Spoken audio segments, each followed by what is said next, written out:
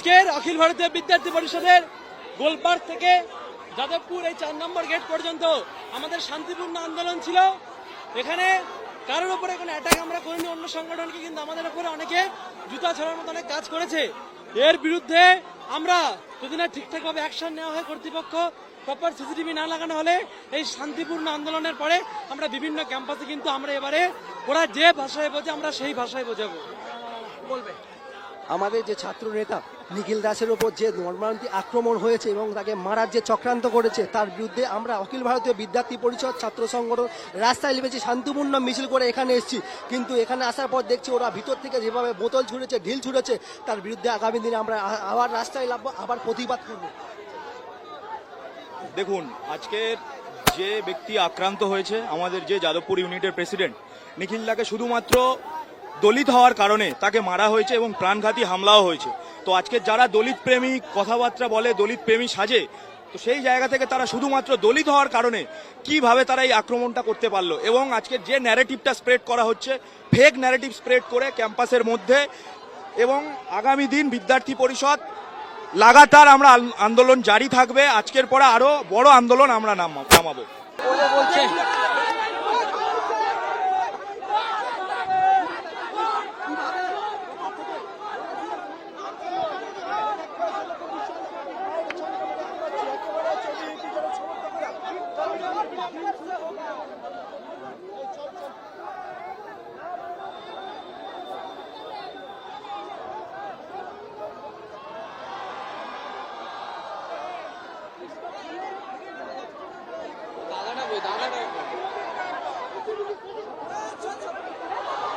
আবার একটা উত্তেজনা কিন্তু তৈরি হচ্ছে, তুমি দেখতে পাচ্ছ। তারা যে গেট মানে দুপক্ষর মধ্যেই এই যে গন্ডগোল। কি বলবে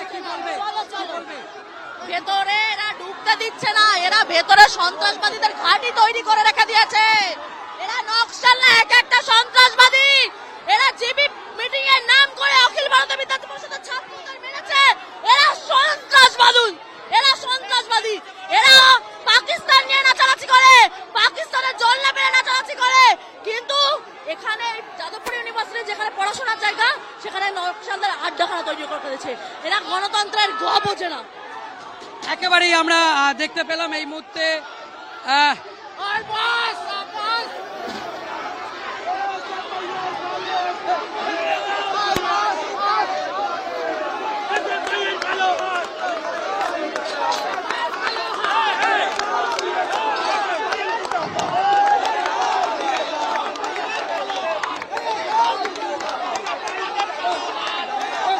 গন্ডগোল, দফায় দফায় বিক্ষোভ দুপক্ষের মধ্যে। বিশ্ববিদ্যালয়ের গেটের বাইরে তুমি দেখো যে মেন যে দরজা, সেটাকে বন্ধ করে দিয়েছে সিআরপিএফ, প্রচুর পরিমাণে সিআরপিএফ। দেখো সেই ছবি, গেটে একদিকে এসএফআই এবং অন্যদিকে দফায় দফায় গন্ডগোল দুপক্ষের মধ্যে। যদি এই উত্তেজনা থাকে তাহলে কিন্তু আরো বড় ধরনের সংঘর্ষ দুপক্ষের মধ্যে। আমরা লালবাজার সূত্রে জানতে পাচ্ছি বিশাল পুলিশ বাহিনী কিছুক্ষণের মধ্যে এখানে এসে পৌঁছাবে।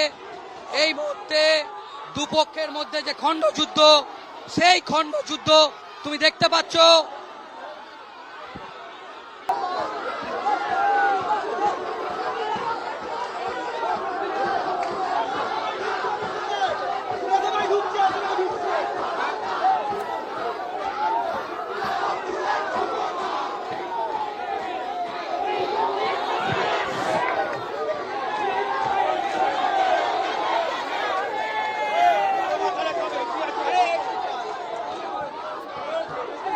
দেখো উত্তেজনার পারদ কিন্তু ক্রমশই বাড়ছে, এবং আমরা যারা দেখছি পুলিশের তরফ থেকে তারা চেষ্টা করছে কিন্তু দুপক্ষকে শান্ত করার, কিন্তু কোনোভাবেই আমরা দেখছি যে প্রচুর পরিমাণে পুলিশ আরো বাড়ানো হচ্ছে। এবং বাইরে দেখছি যে সেই জমায়েত আমরা দেখতে পাচ্ছি। অন্যদিকে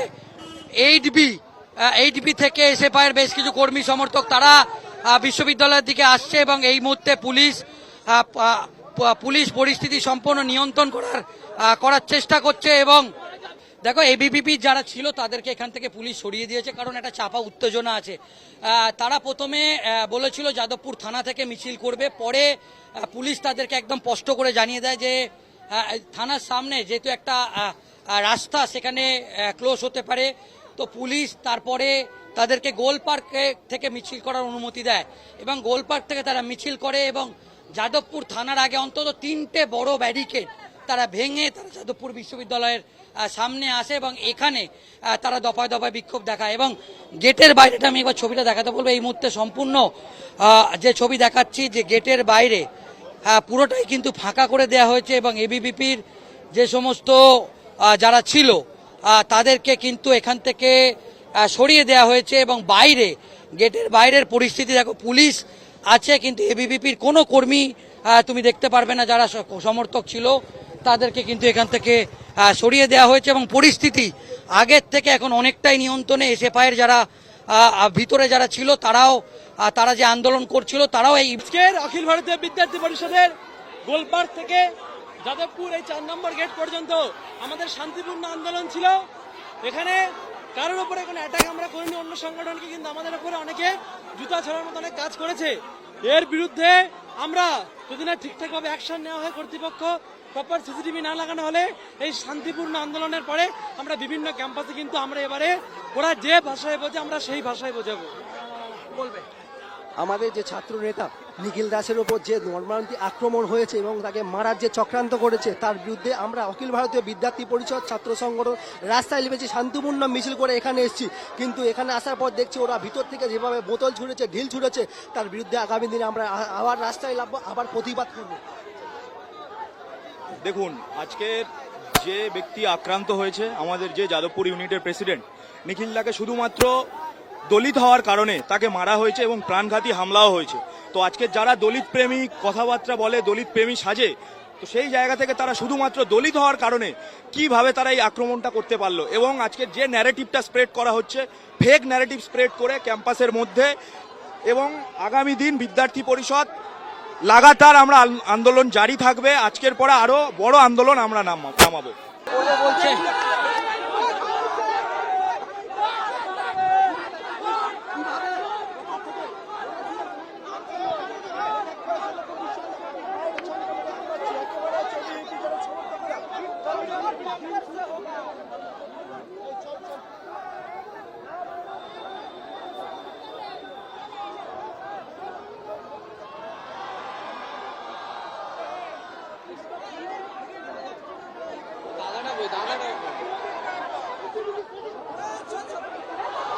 আবার একটা উত্তেজনা কিন্তু তৈরি হচ্ছে, তুমি দেখতে পাচ্ছ